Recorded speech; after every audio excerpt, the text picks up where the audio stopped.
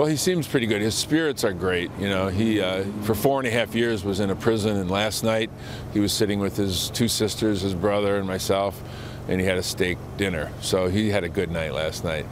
You know, and most of the time we just spent laughing and enjoying one another's company. We talked a bit about his experience, but I think he was just appreciating his freedom and trying to enjoy it as much as he could.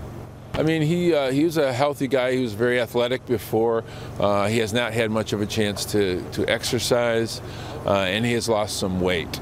But he looks fit, and I think he's on the mend. I think a better diet and a chance to exercise, and I'm not a physician, but obviously he's a young man and a strong young man, and I think he'll turn out to be just fine.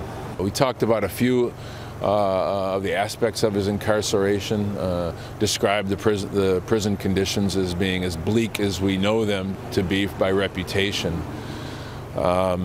Described the fact that he had been told he was going to be released on several occasions, so even when this moment came, he wasn't sure that it was really true until he was at the airport. And in some ways, that was another way to sort of provide psychological torture, to continue to torment him with his release.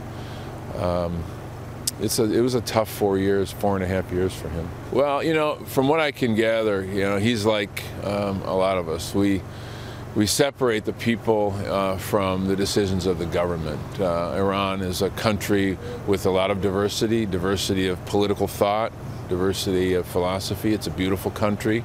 It's an educated population. So I don't mean to speak for him, but I see nothing from him that holds his situation against the Iranian people. These are decisions that were made by a few people in government, and those are the ones that I think our anger and our bitterness should be directed toward. Well, there haven't been any final plans made, but that will be determined fairly soon. I know he's anxious. He's been attending to his health care here, and once he gets through that, he'll make a decision about traveling home, but it'll be soon.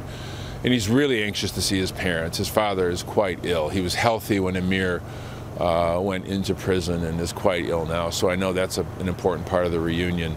Where his life takes him, I'm not sure he's made any decisions about that, but he's a young man, and he has his life ahead of him, thank God, and he's got a whole community and an incredible family that are going to be there to support him. So I suspect whatever he chooses to do, he'll be successful at it.